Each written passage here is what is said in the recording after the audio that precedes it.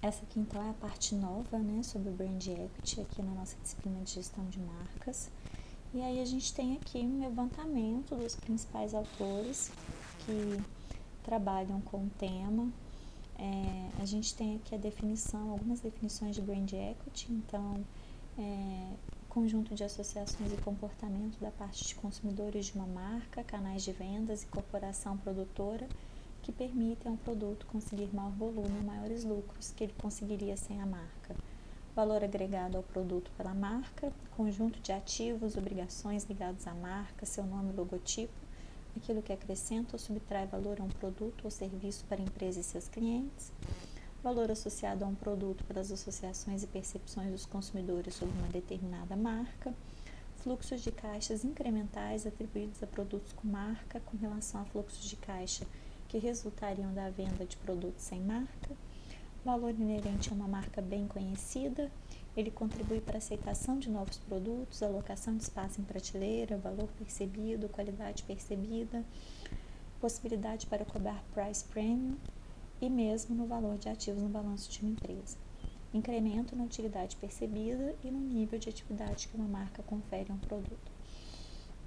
Não sei se vocês percebem, mas quando a gente lê cada uma dessas definições de Brand Equity, tem um outro material que eu disponibilizei para vocês que deixa muito claro essas concepções teóricas. O material é bem interessante, principalmente para quem tiver interesse em trabalhar com esse tema, desenvolvendo algum projeto de pesquisa, ou mesmo que quiser trabalhar, né, com essa parte de Brand Equity. Tem bastante referências importantes no material que eu montei para vocês. Se vocês quiserem também, eu disponibilizo alguns artigos sobre o tema, que é a percepção de um valor de marca, de um Brand Equity, sobre duas visões que não são incompatíveis, mas que têm focos diferenciados. Quais são os focos principais aqui? As duas principais vertentes de avaliação de valor de marca. Uma das vertentes diz respeito aqui à questão de como os consumidores percebem a marca. Então, aqui uma marca bem conhecida, a utilidade percebida, o nível de atratividade que uma marca confere a um produto, conjunto de associações e comportamentos de consumidores de uma marca. Quando eu estou falando dessas questões referentes à percepção do consumidor, eu tenho uma vertente de valor de marca. Por exemplo, a gente tem algumas pesquisas, tipo a Top of Mind, que pergunta para o consumidor: se eu te pergunto uma marca de sabão em pó, qual é a primeira marca que te vem à cabeça? Ou se eu te pergunto uma marca de cerveja, qual é a principal marca que te vem à cabeça? Então, isso são referências de valor de marca a partir da percepção do consumidor. Uma outra forma de avaliar o valor da marca está associada à questão dos fluxos de caixa. Então, tem a ver com a valorização financeira da empresa. O que aquela marca traz de valor contábil, financeiro, para aquela empresa que a gente está avaliando. Então, a gente tem duas metodologias distintas. Na verdade, a gente tem uma série de metodologias, tem várias pesquisas que trabalham com a apuração de valor de marca. No outro material que eu mencionei para vocês, tem várias delas. É um material bem mais teórico para quem tiver interesse em se aprofundar um pouco nisso.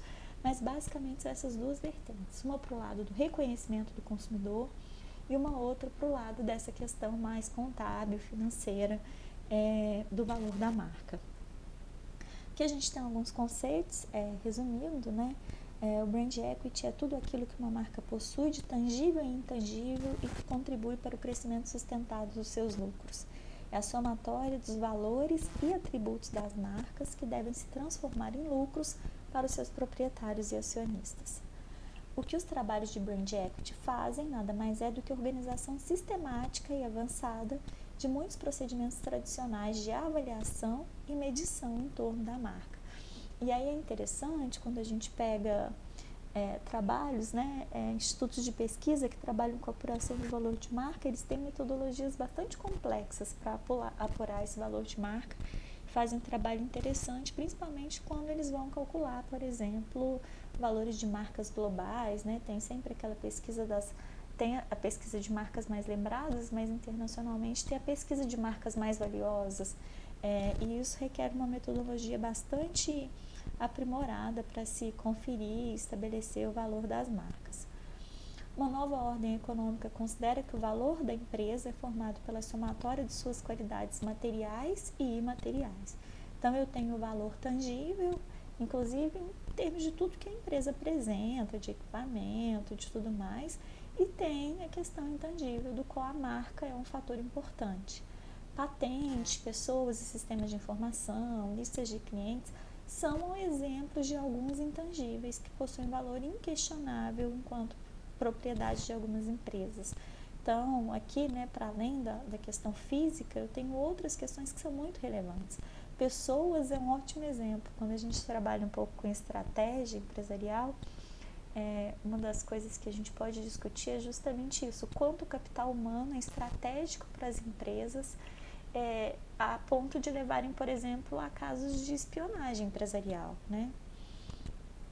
Os pesquisadores defendem que a base do brand equity é a memória do consumidor, o que significa que a marca que não é bem lembrada não é comprada. Então, se eu não me recordo de que marca eu posso comprar qualquer outra coisa que tenha no mercado. Brand equity na forma de componentes do conhecimento de marca. Então, brand equity representa uma condição na qual o consumidor é familiar à marca, sobre a qual guarda associações favoráveis, únicas e muito fortes. De qualquer forma, aquilo que o consumidor sabe ou conhece sobre a marca é aquilo que implica em estratégia de marketing ou de branding. Então, a gente tem a consideração aqui da necessidade das empresas conhecerem em profundidade o seu consumidor e não apenas classificá-lo estatisticamente, que é uma coisa que a gente já comentou aqui também. Para que eu crie essa relação com o consumidor, essa associação favorável e única, o que eu estou vendendo para esse consumidor? Para vender, eu preciso saber o que esse consumidor quer. Keller diz que o conhecimento da marca envolve duas componentes, o reconhecimento da marca e a imagem de marca. Criar e melhorar o reconhecimento de marca, formando uma base sólida de elementos que compõem associações positivas à marca. Convergência entre posicionamento e comunicação de marca, os quais irão formar o brand equity. Aqui, gente, fica parecendo que é só isso, mas não tem como não repetir isso de forma bastante enfática. A convergência entre o posicionamento e tudo que é criado a partir dele é fundamental para que a marca tenha consistência. Não tem como trabalhar, criar uma boa marca e criar valor de marca sem essa convergência entre o posicionamento e a criação, que vai resultar depois no processo de comunicação da marca. A marca apenas irá formar níveis ótimos de reconhecimento se possuir um posicionamento diferenciado, legítimo, graficamente estabelecido e comunicado. Aqui é importante também a gente voltar lá para as questões iniciais que a gente discutiu no princípio da disciplina, que é o fato de que o consumidor ele não é bobo, ele sabe exatamente, o consumidor está muito mais bem informado, a gente já discutiu isso também no semestre passado. Então, as marcas inconsistentes e incoerentes, elas não conseguem passar uma imagem por muito tempo para o consumidor daquilo que elas não são. Reconhecimento de marca. Existem vários níveis de reconhecimento de marca, dependendo da facilidade do consumidor em se lembrar dela. Então, aqui eu tenho o primeiro caso, que é a da lembrança assistida.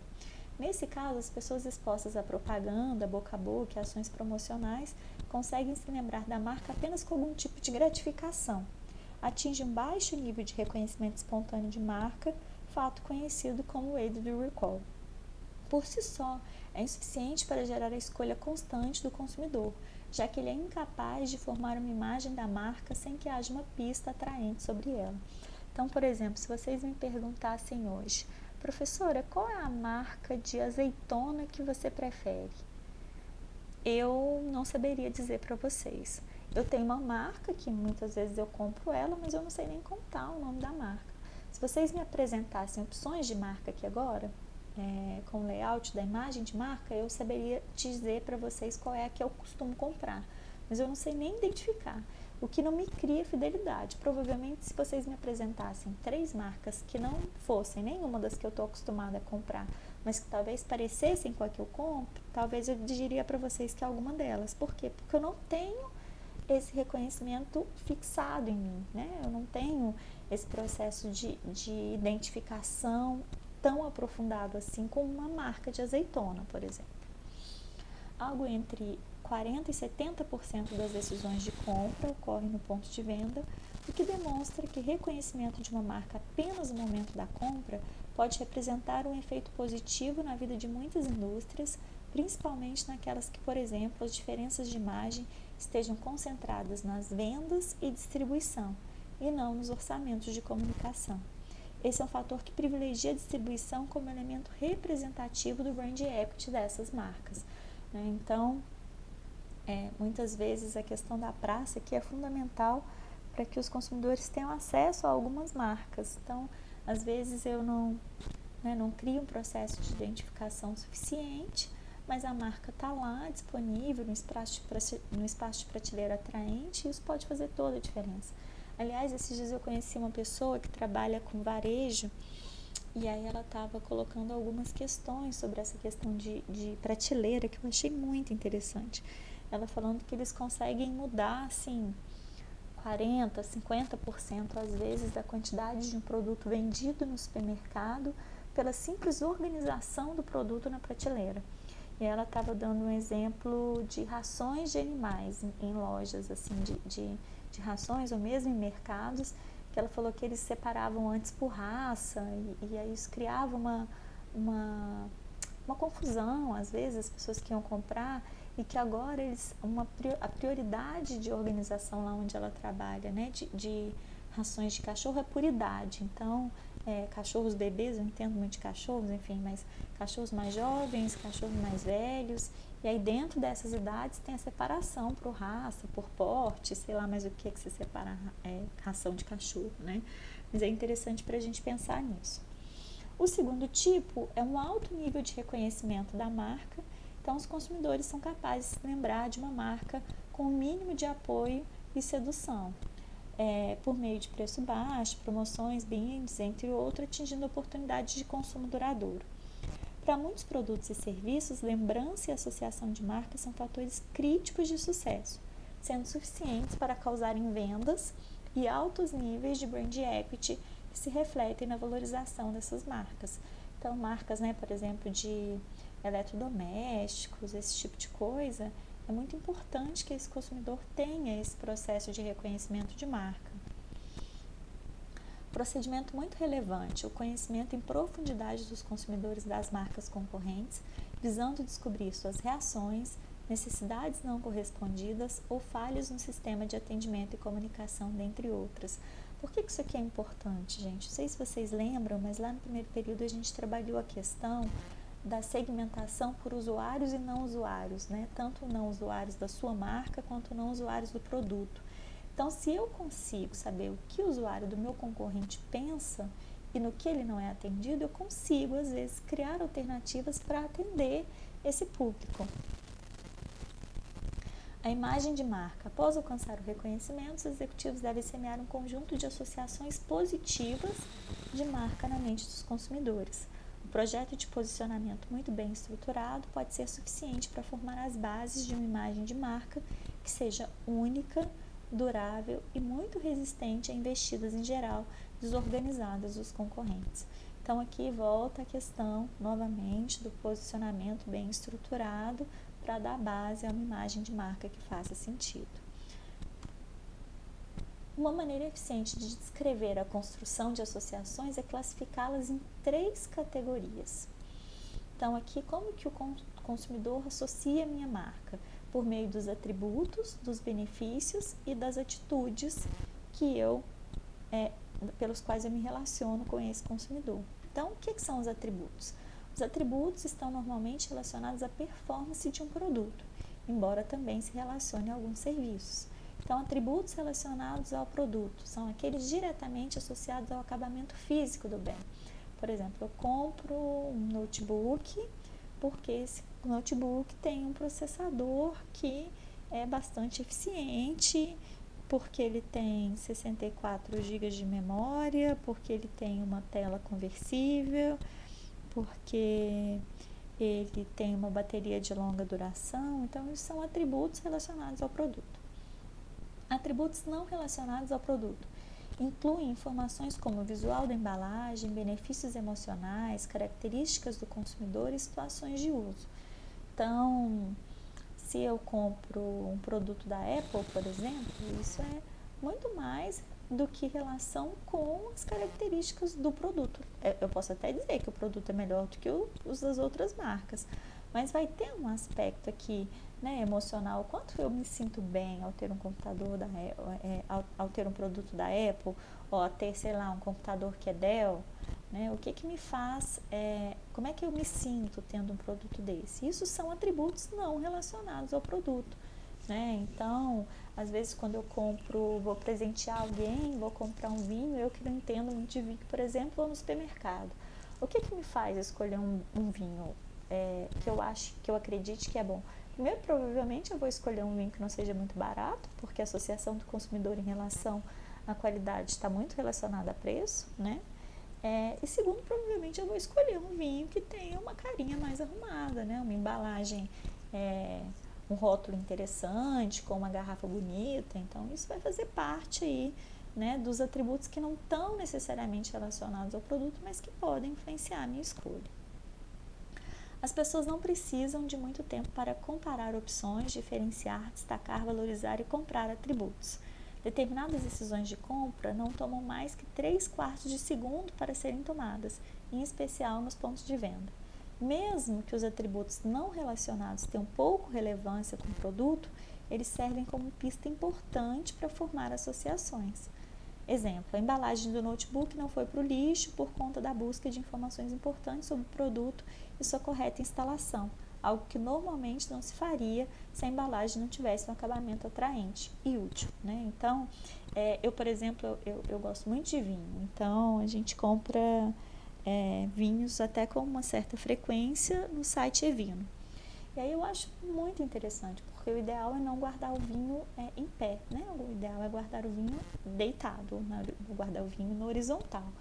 E aí a embalagem da Evino é super interessante, porque ele vem com algumas divisões que se você encaixa a divisão, não tem uma adega aqui em casa, né, por exemplo, mas se eu pego a embalagem da Evino e coloco dentro do meu armário, eu consigo colocar os vinhos na posição oriental e eles ficam perfeitamente acomodados lá. Então, isso é uma coisa que é um não atributo, mas que contribui, inclusive, para que eu tenha uma forma útil para que eu, né, utilize essa embalagem. E aí eu estou sempre em contato ali com a marca quando eu vou pegar um vinho, e aí quando os vinhos estão acabando, eu me lembro de que tem ali, né, o lugar em que eu costumo comprar o vinho. Então, em geral, eu compro novamente da empresa, né? A marca dela está ali presente na embalagem na qual eu costumo guardar os vinhos. Os benefícios são as necessidades que os atributos relacionados ao produto atendem. São, de modo geral, bastante específicos.